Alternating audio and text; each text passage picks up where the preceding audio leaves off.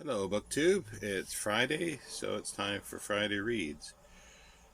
I've had a very good week of reading, um, and I started out with, I started, I think, on Friday evening a little bit, was Ray Bradbury's The Martian Chronicles, originally published in 1951. Yeah, 1951 as a book. It's Most of them were done as short stories and then put together for a book form. It's basically the colonization of Mars, or exploration and then colonization and decimation of the Martian indigenous population. I love it. I've read it several times and will continue, and I'll read it again, I'm sure. It's just very good. And I'm also going to class this, I think, as a post-apocalyptic novel um, because of what happens to Earth and what happens to the Martians. So to me, it works out as that. And I read the second Charlie Chan book, The Chinese Parrot. This was written in 1936, 32. Lovely cover in these Academy of Chicago publishers that have done all of Earl de Bigger's 6 Charlie Chan novels, and I do want to read the rest. This was an introduction by Marilyn Stasio. The introduction wasn't quite as good as the one for the first book, but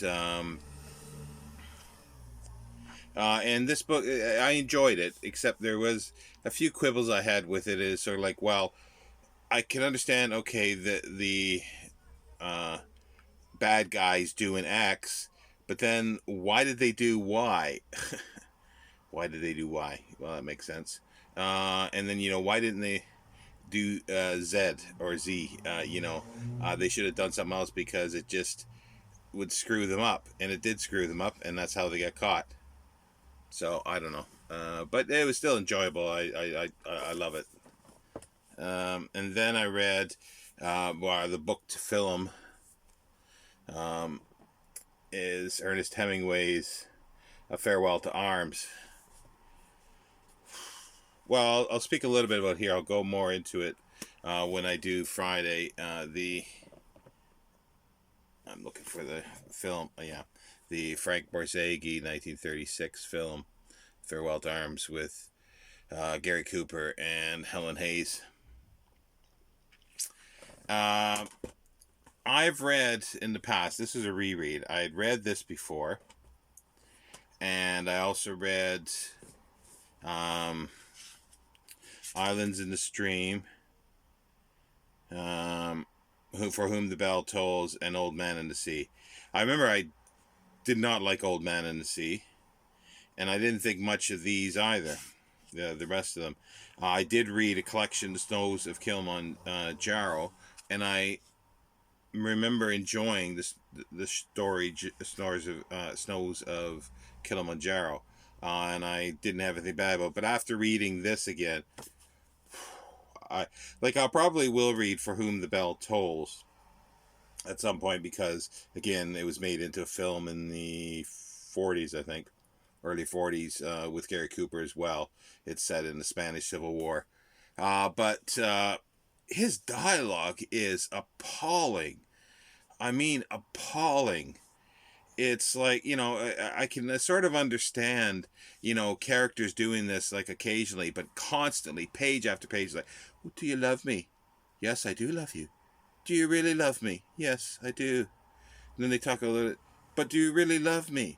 And it's like 50 times. And it's like, shut up. And then it's not just the one time, it's constant. Every time people talk together, it's like near the end. Well, I'll give you a ride back to your hotel. No, I'll stay here. Well, there's not much to do here. I'll give you a ride back to your hotel. No, I'll stay. Well, I'll give you a ride back to your hotel. No, no, I think I'll stay here. I really think you should accept my offer of a ride back to the hotel. No, no, I want to stay here. No, no, you really should take the lift. I want to drive you back. It's like, it's so like, if I saw people talking like that, you just want to go up and slap them and go, shut the up. It's just so appalling. It's kind of interesting. I do like the story in a sense because it's about an American ambulance driver, who's in the Italian army during the First World War, and they mention a place called Pordenone, which is kind of interesting because I know that because there's a huge silent film festival there every year. And that was kind of interesting. I'll talk a little more about the book on Saturday, but I don't know. His dialogue is just appalling. And this is another reread, Kim by Rudyard Kipling. This was sort of an addition, um, because I wasn't sort of planning to read it, but I was looking for something else, and this popped up, and I go, yes, I do want to read this again. Look at the glare off that. Yeah, there we go. Just a nice cover on this Wordsworth edition. Published in 1901. I just love this. It's sort of a coming of age novel about the title character Kim. He starts out when he's 13, ends when he's sort of 16. We find out in the course of the story that his parents are European or Irish, but been growing up. He's been raised sort of, well, or not raised, on the streets of India, and he's a bit of a well, he's a beggar. He can do all this stuff, but he gets sort of he helps a lama, a Buddhist lama who's searching. He's got a quest. He's searching for a river that will sort of take away all sin, and so Kim goes along with him, and they get a strong bond going, and at some point he gets sort of captured by the British Army. Kim does, because they realize who he is, that he's the son of one of their that was one of their soldiers. So they put him in a school, in a European style school with other kids, or teenagers, and he stays there. But he's sort of offered a job with the British Secret Service in a sense because of um, the Great Game. It's sort of to keep. Especially, including Afghanistan, but India under British rule, spying on when the Russians are spying there, and others, is just to keep it under British rule, and it's got that in it. So it's quite multifaceted. It is, British rule India, and Kipling was a proponent of British rule, so there's all that in there, and that's some ways why it's also good too, because it does give a good depiction, as Salman Rushdie had once said. It's probably the best book showing British rule in India. Doesn't mean that he likes it. He could be saying it like, oh, I don't know, off the top of my head, Mein Kampf is the best book depicting Nazism. Well, it is, but it's not in a good, it's you don't come away with it with everything good light. But this one, it is. I'm not comparing the text of Kim to Mein Kampf. Just, no, not at all. It's just the idea of where a statement can be made that it is a good depiction of it, and it shows sort of the bit of the badness as well, but it also shows the beauty of India, sort of the width and breadth of it, and I just love this. It's been made, at least at the two films, I think. There's the 1953, I think it is. Paul Lucas plays the llama. Um, Dean Stockwell plays Kim, and I forget who plays the British agent. was going to say Tyrone Power, or is it Errol Flynn, but one of them, um, that play. And then in the new one, it was done in the early '80s or mid '80s, sorry, for I think British TV, and Peter O'Toole plays the llama. I can't remember who played Kim. I think it was actually an Indian adolescent. And John Rhys Davies plays one of the other characters. But I haven't seen either of those in a long time. I looked at some stills of the 1984 with Peter O'Toole as the llama, and it's almost laughable the way he looks. But anyway, I'd like to see it again. Anyway, move on.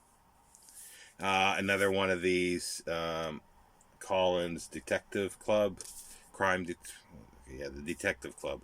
This is The Noose by Philip MacDonald, and it's a Colonel Gethrin case. And yeah, again, I've been enjoying these. Like, I wouldn't. There's not one of these that I read that I would say would be a dud. That no, I don't like it.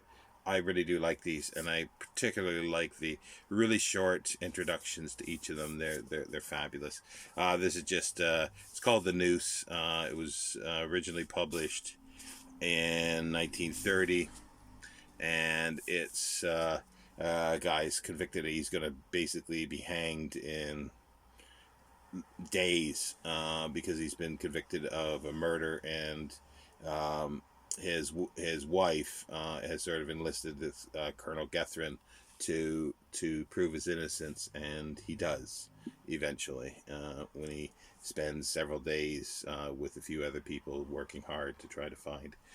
And just look at those covers. They're just marvelous. And then there's some on the back here as well. And then I thought I'd try, because it was going well, I thought I'd try something that's somewhat non-fiction-y, because I want to try to get back into reading some non-fiction. I'm still having difficulty with this brain fog from long COVID. But I found this, like I say, I've been sort of finding books because I bought a lot of stuff last year, and it's just sort of in piles here. And I've been looking for one specific one, and I finally found it, but not before finding these. This is Alphonse Daudet, Letters from My Windmill. And they're sort of dispatches in a sense. I think they were published in in a newspaper, and they're sort of they're like, well, it was published sometime like 1870s or 80s, I think, in book form. Originally started 1866 in a newspaper. How would I describe them? They're sort of letters, as he starts out with some of them as if he's going to tell you about what happened this day or the locals, but he tells a lot of sort of fables and stories, local stories, and some of them are really good. Some of them are funny. There's one is about a goat.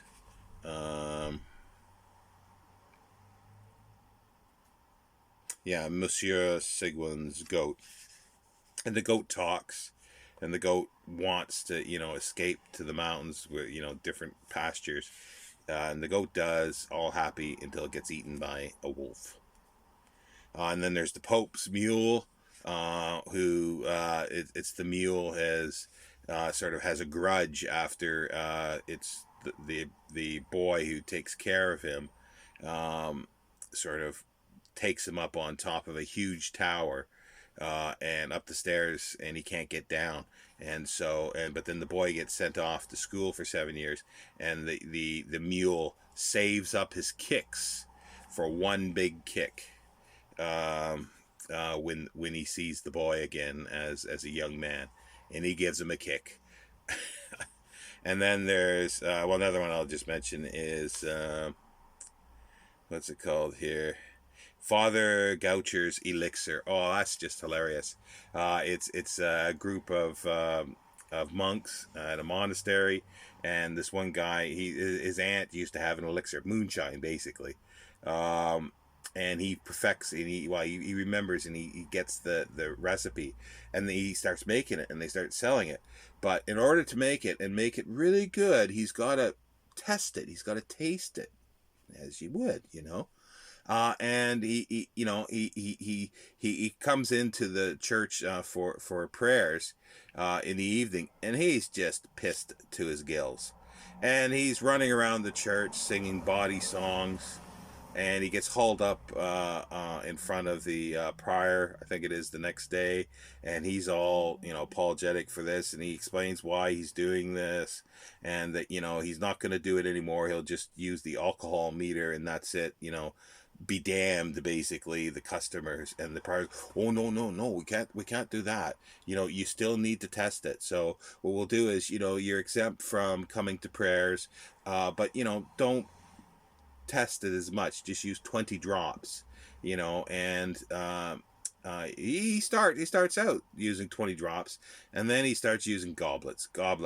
So he doesn't have to go to prayer, but he's he sits in his little his distillery hut, which is an old chapel apparently, and he just sings all these bawdy songs and gets pissed.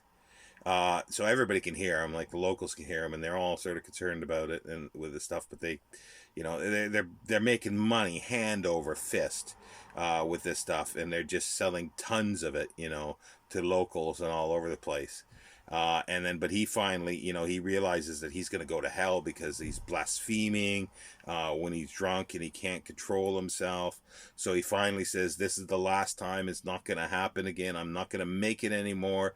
You have to get somebody else. And everybody is just horrified, because if he stops making it, then they're screwed. They won't have any money because this is their cash cow. So the priory talks to him again and says, we can figure this out. You won't go to hell.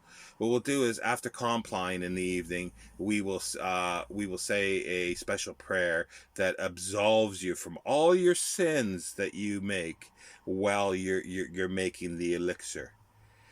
Oh, and then he's happy, so he goes back and imbibes and drinks and tastes and whatever, and just I just love it. But anyway, it's just a collection of stories. I've read it before, and it was a joy to read again. And the last one I read, which was today, was the first Inspector Maigret by George Simenon. Many of you, I guess, are aware that Penguin has done a new translation of all the Maigret novels, 75 of them, and I think they've finished them now. So there's 75 of these. They're tiny. It just, it takes a few hours literally to read these. Not too much. They're about 150 to 180 pages, I think. Maybe some of the later ones get bigger, but I've never seen one much more than 200, I don't think, in the past. And the print is pretty big, and the spacing. So it's very, very easy to read. It's just, lots of dialogue and so forth, and it's a fun read. I enjoy it. This was done originally in 1930, and it's just like, I find it sort of hilarious to read it now, because you see a lot of stuff that you just wouldn't happen now with police, like even in France, in Paris, is like, Maigret comes in at like midnight or something. He says, yeah, I'm thirsty and I'm hungry, go get me some beer and sandwiches. So the guy comes about and brings back 6 pints of beer and about 4 big sandwiches, and he says, well, is it enough for you to drink? And he goes, yeah, it'll be a start. And they're always drinking and smoking and everything. And he smokes a pipe, and so does Colonel Gethin and that other one, the Detective Club one that I read. And that he was mentioned that there's only a few pipe smokers, I guess, in crime fiction or detectives. So, and then for some reason too, the introduction of the Daudet's Letters from My Windmill, he mentions George Simenon as well. Not quite sure why. I didn't quite get that, but anyway, and I figured, well, I found these as well while I was searching for something else, so I thought I'd start doing these maybe once a week. I've got 10 of them, so that'll take me 10 weeks. Maybe at the end of the 10 weeks, I can start buying some more and do one a week. So what? It'll probably be the end of 2022. I could be finished all 75 if I did it all that way. So yeah, so this weekend is going to be Farewell to Arms. Tomorrow, I'll be watching the film tonight and getting everything ready for tomorrow. Next week, I'm going to read. I'm sort of on a bit of a science fiction thing. I've been for a while, and I'm going to reread City by Clifford Simak. It's one of my favorites. Again, it's a collection of short stories put together as a novel. And again, I think 1950, 51. It says 1961, first published in Britain, but I'm sure it was earlier than that, by Gnome Press.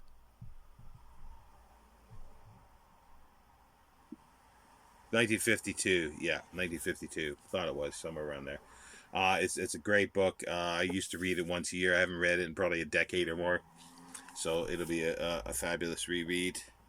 And next week's film is going to be another First World War film, but different because that was sort of Italian Army, and this is going to be German Army with All Quiet on the Western Front by Eric.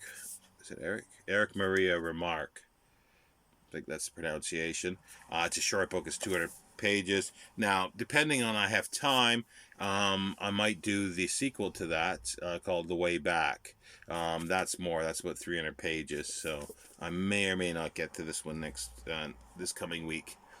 And I'll be doing another detective club, and this is called The Crime Club by Frank Prost and George Dilnot. Don't know it at all, but just love those covers.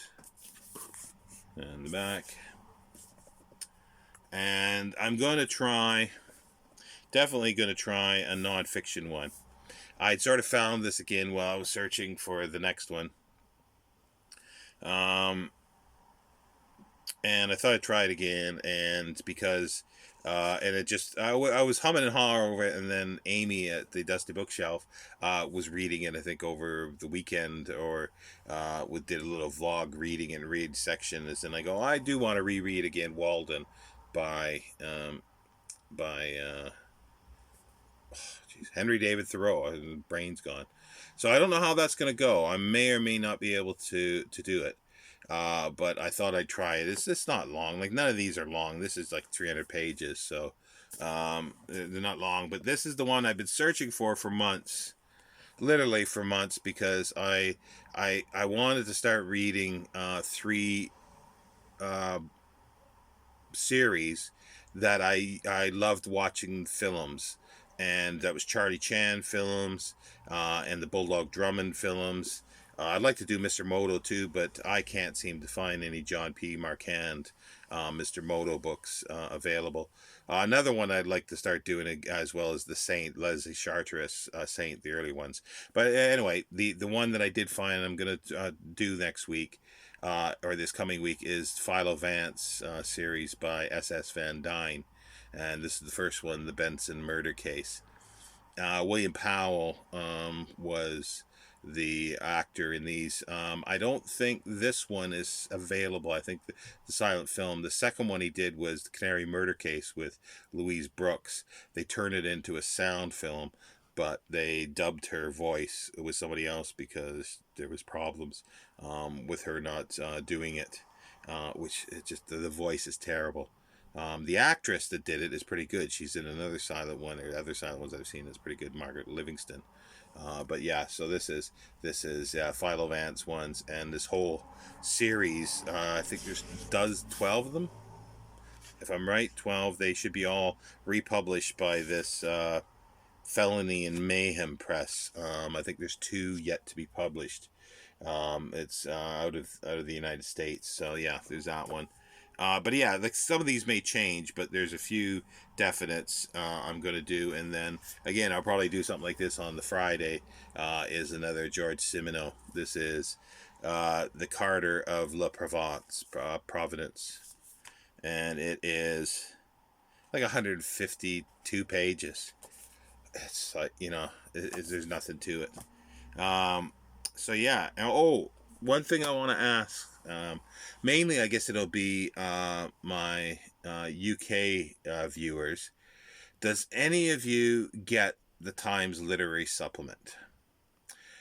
As far as I can tell, in today's issue, the June the 4th issue, there is, under their, I think, their British literature section, there's an essay by DJ Taylor that is about annotating George Orwell, and I want that article. I used to get Times Literary Supplement.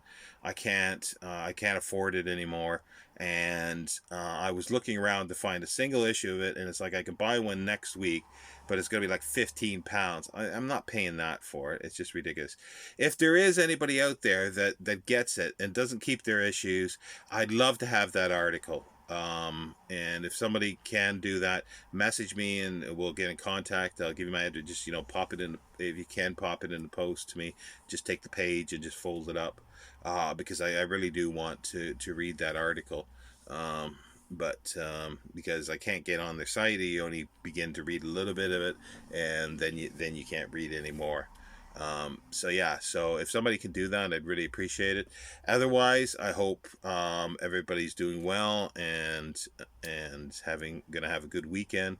As I say, my week was just fantastic with reading all these. I figure I did quite well, and they're nothing major here. Long books, like maybe 300 pages at the most. The most were under 300. So that's it's nothing spectacular to do, especially with the the few hours that I have, sort of corpus mentis. Is that the right word? Anyway, yeah. So we will speak to you tomorrow with the Farewell to Arms book to film.